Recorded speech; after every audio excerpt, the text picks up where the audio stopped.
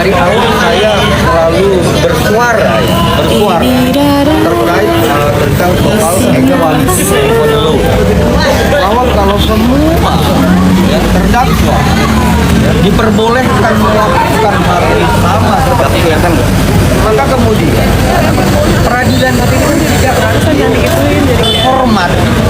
Ya, saya pikir hal-hal yang seperti itu akan menjadi pertimbangan majelis hakim sebagai pemberatan bagi dia.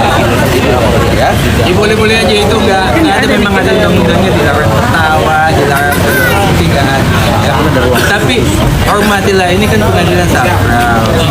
Ya, dihormati, kita sopan. Pejabat-pejabat tinggi aja kan banyak itu yang dihadiri ya. Semua pejabat-pejabat tinggi yang dihadiri semuanya sopan, santun, ya. Semua sopan santun. Mereka menghargai, ini pengadilan sakral. Memang secara undang-undang tidak dilarang itu. Enggak ada larangan. Tapi punyalah etika, punyalah moral. PH-nya ini juga ajarin lah kliennya. Tolong ya terdakwa, punyalah etika. Jangan mainkan pengadilan. Selama sidang-sidang ini daripada data pidana, ini pengadilan marwahnya jatuh. Marwahnya jatuh, saya bilang. Tapi gini ya, saya tambahkan lah ya. Ini sekarang pidananya kan dalam ranah kewenangan ada pada penuntut umum. Artinya hakimlah sebagai pengadil di sini ya. Kelihatannya kalau apa yang muncul di media itu, ini kita itu seolah-olah mencemooh kepada jaksa penuntut umum, kelihatan ya dari gerak-gerik apa untuk punya. Nah, padahal ini adalah wewenang penuntut umum. Sebelum ada putusan dan dia akan menuntut nantinya berapa tuntutannya, dia punya pertimbangan hal-hal yang memberatkan seperti yang disampaikan tadi, hal-hal yang meringankan. Nah, inilah masuk hal-hal yang memberatkan. Saya yakin penuntut umum akan memasukkan faktor ketidaksopanan terdakwa dan tidak ada etika dalam persidangan. Itu sangat mempengaruhi pada bertambahnya tuntutan dari apa yang dijatuhkan dalam materi pokok perkara itu. Oke Bang, satu lagi Bang.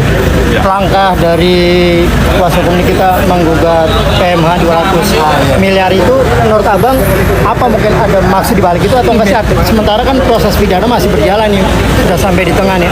Nah dia mengajukan di tengah-tengahnya, apa mungkin Abang melihatnya langkah itu? Nah, kita anggapkan begini, PMA itu kan adalah perbuatan melawan hukum yang sifatnya itu melanggar undang-undang. Nah, perjanjian atau kesepakatan yang diutarakan mereka itu dianggap pidana yang berjalan ini melanggar ketentuan undang-undang. Jadi dia beralih tadinya prestasi akhirnya menjadi PMA. Nah, perbuatan pidana yang sedang berjalan sidang ini, dia seolah-olah berpikir inilah perbuatan melawan hukum itu. Bagi kita, perbuatan melawan hukum itu tidak hanya sifatnya, padahal pidana sedang berjalan. Andai kata sesuatu harapan kita putus nanti pidana itu memang ada satu hari hukuman, gugur PMH-nya, saya yakin gugur. Karena itu materinya beda ya. Ini bukan untuk teman-teman rekan sejawat, tetapi khusus kepada adik-adik kami mahasiswa Fakultas Hukum semester 5 ya, bukan kepada sejawat. Yang disebut dengan onrah mahtikat itu adalah menilai dua ketentuan. Satu tentang formilnya, kedua tentang materialnya. Apa itu formilnya? Tentang adanya perbuatan melawan hukum terkait melanggar hukum tertulis. Oke. Kemudian materialnya adalah terkait ada melanggar hukum tidak tertulis.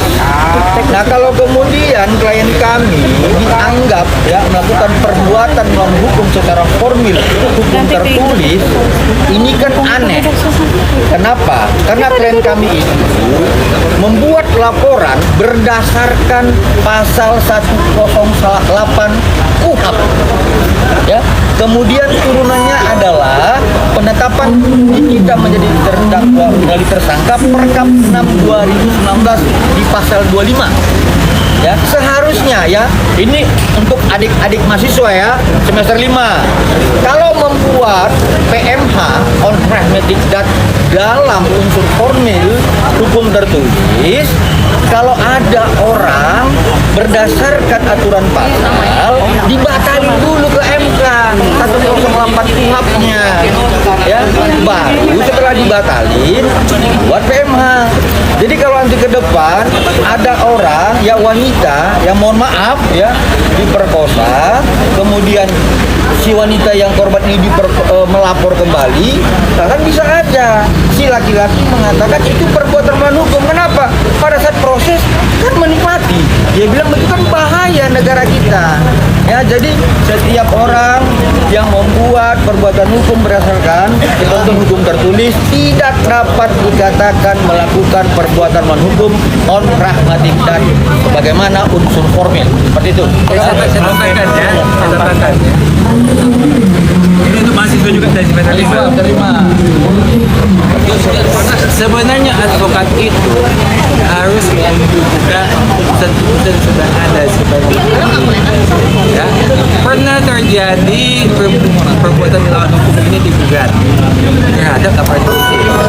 Ada seorang si A, katakan si A, dilapor polisi, ya, ditahan. Ya, ditahan udah 6 bulan ditahan. Ternyata SP3. Berarti kan statusnya dia ditahan selama 6 bulan ini kan cacat karena SP3, berarti kan dia nggak punya salah.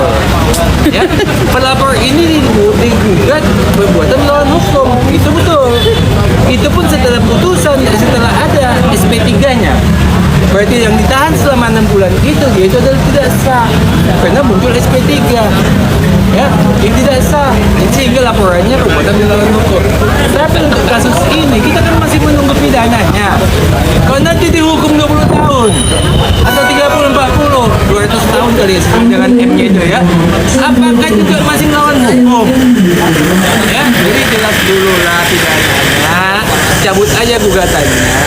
Nanti setelah pidananya jelas, gugat balik. Gak apa-apa cabut aja, kami gak marah kok.